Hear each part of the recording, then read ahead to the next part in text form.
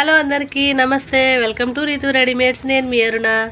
ఈరోజైతే నేను చక్రాలు చేస్తున్నాను. అది జంతికలు అంటారు కదా, అవి చేస్తున్నాను. ప్లీజ్ ప్రాసెస్లోకి వెళ్ళిపోయే ముందు నా ఛానల్ మీరు ఫస్ట్ టైం చూస్తున్నట్లయితే లైక్ చేయండి, షేర్ చేయండి, కామెంట్ చేయండి. మరిన్ని వీడియోస్ కోసం నా ఛానల్ని సబ్స్క్రైబ్ చేసుకోండి. ముందుగా నేనైతే 1 కేజీ బియ్యం పిండి జల్లించి పెట్టుకున్నానండి. ఈ పిండిలో మనం సువాసన కోసం, అలాగే టేస్ట్ కోసం, డైజెషన్ కోసం కొద్దిగా వాము, నెక్స్ట్ దీంట్లో నేను కేజీ బియ్యం పిండి తీసుకున్నాను. దీంట్లోకి 1/2 కేజీ అయితే చూసారు కదా, 1/2 కేజీ శనగపిండి తీసుకున్నాను జల్లించి. ఇది కూడా ఈ బియ్యం పిండి మిశ్రమంలోనే వేసి రెండు బాగా, కేజీకి 1/2 కేజీ శనగపిండి అయితే పడుతుంది. ఇలా తీసుకోండి, బాగుంటుంది. నెక్స్ట్ దీంట్లో మనం సరిపడనంత ఉప్పు వేసుకోవాలి. ఒక 2 స్పూన్లు ఉప్పు అండి.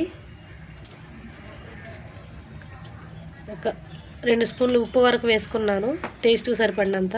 అలాగే దీంట్లో కొంచెం కారం కూడా ఒక 2 స్పూన్లు తీసుకుంటున్నానండి.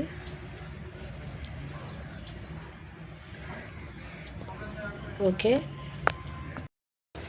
ఇది అంతా బియ్యం పిండి, శనగపిండి, అలాగే వాము, సాల్ట్, కారం వేసుకున్నాం కదా, ఇవన్నీ బాగా మిక్స్ అయ్యేటట్టు మనం ఒక మిక్సింగ్ బౌల్లో వేసి కలిసేటట్టు బాగా కలుపుకోవాలండి. ఈ పిండి కలుపుకోవడానికి మనం ముందుగా హాట్ వాటర్ వేడి చేసి పక్కన పెట్టుకోవాలి. నేనైతే ఇదిగోండి హాట్ వాటర్ వేడి చేసి పక్కన పెట్టుకున్నాను. హాట్ వాటర్తో కలుపుకుంటే ఏంటంటే మనకి చక్రాలు అనేవి గుల్లగా వస్తాయి, చాలా బాగుంటాయి. హాట్ వాటర్ కొంచెం కొంచెంగా ఒకేసారి పోసుకోకండి, ఎక్కువైపోతుంది కదా. పోసిన తర్వాత చేతులు పెట్టయితే కలపకండి, కాలుతుంది. ముందు ఒక గరిటె సాయంతో ఈ పిండిని కొంచెం కొంచెంగా కలుపుకోండి. చూస్తున్నారు కదా, ఇలా చూసుకుంటూ కొంచెం కొంచెం వేసుకుంటూ కలుపుకోండి.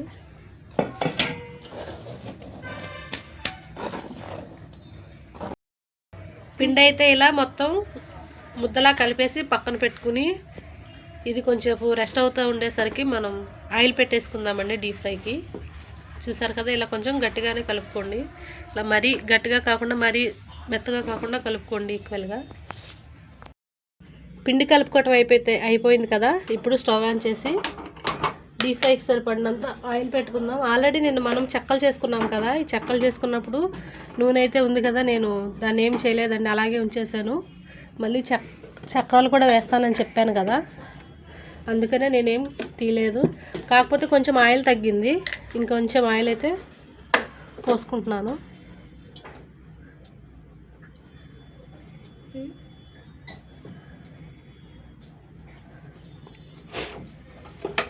ఇంకొంచెం ఆయిల్ అయితే తీసుకున్నానండి, సరిపోతుంది. ఆయిల్ కూడా హీట్ ఎక్కిపోయింది. ఇప్పుడు నేనైతే ఈ జంతికల గిద్దలు తీసుకున్నాను. ఇలా దీంట్లో రకరకాల అచ్చులు ఉంటాయండి. నేనైతే ఈ 3ది తీసుకున్నాను.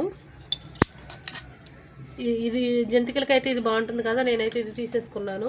ఇది తీసేసుకుని ఈ ప్లేట్ మనం దీంట్లో పెట్టేసుకోవాలి. నెక్స్ట్ మనం కొంచెం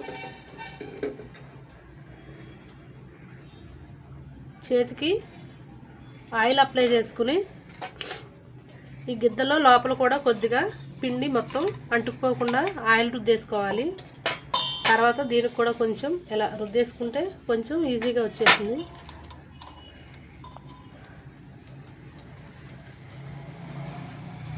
చూసారు కదా, ఇలా మనకి ఈ గొట్టాల్లోకి ఎంతైతే ముద్ద పడుతుందో అంత ముద్ద తీసుకుని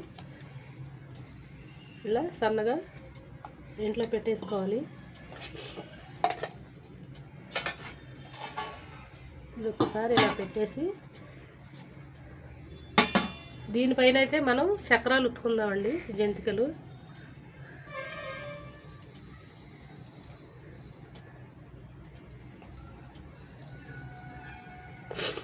చూసారు కదా, ఇలా ఉత్తుకున్న ఈ జంతికని ఆయిల్లో వేసేసుకోవాలి.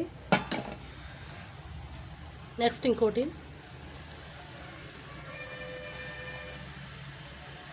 చూసారు కదా, సేమ్ ఇలా ఉత్తేసుకుని ఆయిల్లో వేసేసుకోవడమేనండి.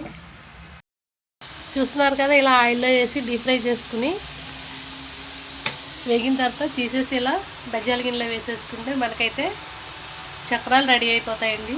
చాలా చాలా సింపుల్గా అండ్ ఈజీగా. చూసారు కదా, ఇలా ఇవి డీప్ ఫ్రై అయిపోతాయి. ఎక్కువ కలర్ రాకముందే తీసేసుకోండి, లేదంటే మళ్ళీ మాడిపోతాయి. చూసారు కదా, ఇలా మధ్య మధ్యలో తిప్పుకుంటూ డీప్ ఫ్రై చేసేసుకోండి. చాలా గుల్లగా వచ్చి టేస్టీగా ఉంటాయి. మొత్తానికి ఎలా అయితే జంతికలు చేయటం అయిపోయిందండి. నేనైతే తీసుకున్న పిండికి నాకు ఇది మన పెరుగు బకెట్ ఉంటుంది కదా, ఈ పెరుగు బకెట్ అయితే వచ్చాయి. చూసారు కదా, ఫైనల్గా ఇలా ఇట్లా అంటుంటే ఎంత మెత్తగా విరిగిపోతున్నాయో. ఫైనల్గా ఇలా అయితే ఉన్నాయి.